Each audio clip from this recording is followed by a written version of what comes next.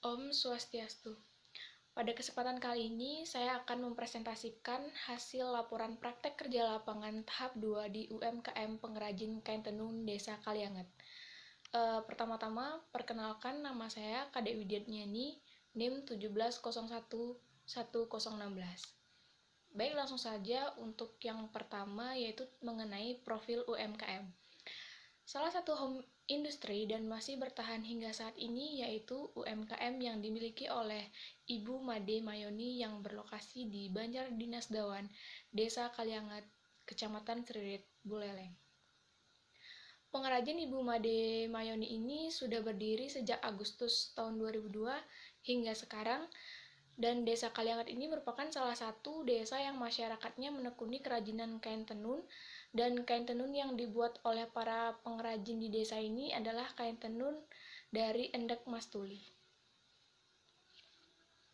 Untuk yang selanjutnya mengenai permasalahan mitra dan bagaimana cara mengatasinya.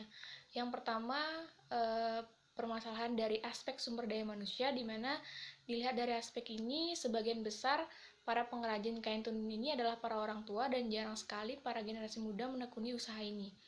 Apalagi ditambah dengan adanya kemajuan teknologi yang semakin canggih, para generasi muda itu enggan untuk ikut serta melanjutkan usaha ini dan mempertahankan budaya tradisional dari turun-temurun ini. Sebagian besar para anak muda di desa ini memilih untuk bekerja di bawah suatu perusahaan, dan banyak juga para generasi muda itu merantau untuk ke Denpasar untuk bekerja. Jadi agar usaha ini tetap berkelanjutan, dibutuhkan para generasi muda untuk ikut berpartisipasi di dalamnya. Untuk yang kedua, yaitu mengenai aspek keuangan, di mana dalam aspek keuangan ini selama usaha ini berdiri, pengrajin ini tidak pernah melakukan yang namanya pencatatan secara detail dari yang biaya-biaya yang dikeluarkan selama proses pembuatan kain tenun, dan pengrajin itu hanya sekedar memperkirakan secara garis besar dan dengan seadanya saja. Yang ketiga, mengenai aspek pemasaran, di mana dalam aspek pemasaran ini selama memasarkan hasil tenunan, pengrajin belum memasarkan secara maksimal. Jadi pengrajin itu hanya mengandalkan orang yang datang ke rumah untuk mengambil hasil-hasil tenunannya, dan kadang tidak menentu kapan hasil tenunannya itu akan diambil. Lalu pengrajin juga tidak memasarkan secara online hingga pemasaran yang dilakukannya itu belum maksimal. Jadi untuk mengatasi berbagai permasalahan itu, di mana dalam aspek sumber daya manusia, cara mengatasinya yang pertama yaitu memberikan pemahaman kepada generasi muda untuk menumbuhkan jiwa kewirausahaan atau entrepreneurship.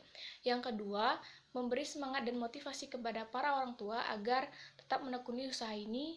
Selain untuk perekonomian, juga untuk melestarikan budaya yang diwariskan dari turun-temurun. Untuk mengatasi masalah yang kedua, yang pertama itu membantu membuatkan laporan keuangan yang sederhana dan menjelaskan laporan keuangan yang telah dibuat.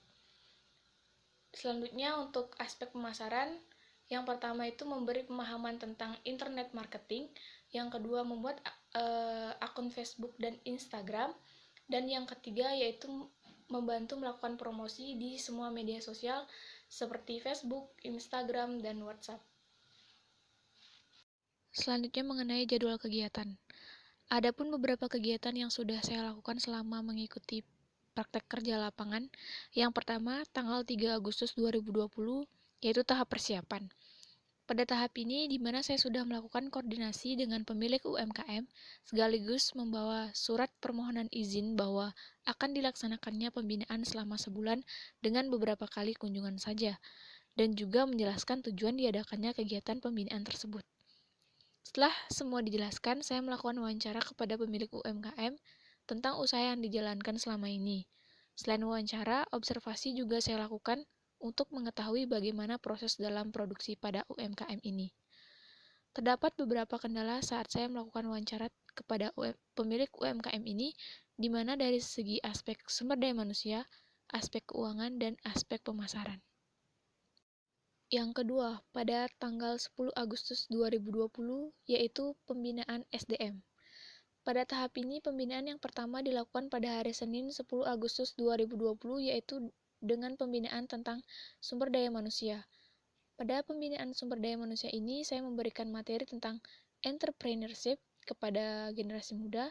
Selain pada generasi muda, juga memberikan pemaparan tentang motivasi dan semangat kepada kaum lansia.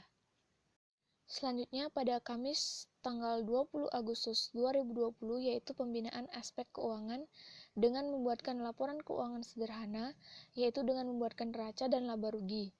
Setelah itu saya menjelaskan laporan yang telah saya buat kepada pemilik UMKM. Selanjutnya, pada hari Sabtu 28 Agustus 2020, saya melakukan pembinaan aspek pemasaran dengan memberikan materi tentang internet marketing dan membuatkan akun Facebook dan Instagram sekaligus memposting produk-produk yang dijual. Selain itu, saya juga membantu melakukan promosi di akun media sosial saya pribadi, yaitu di WhatsApp, Instagram, dan Facebook, di mana hal ini dilakukan bertujuan agar UMKM ini bisa dikenal lebih luas lagi. Yang terakhir, pada hari Sabtu tanggal 5 September 2020 merupakan tahap terakhir dalam kegiatan pembinaan UMKM ini. Pada tahap ini, saya mengucapkan terima kasih kepada pemilik UMKM atas kesempatan yang telah diberikan selama kurang lebih 1 bulan melaksanakan kegiatan pembinaan. Kemudian dilanjutkan dengan pengisian form nilai mahasiswa oleh pemilik UMKM sekaligus pengisian tanda tangan. Untuk selanjutnya mengenai hasil kegiatan. Yang pertama, aspek kegiatan yang dilakukan yaitu pemberian materi tentang entrepreneurship kepada generasi muda.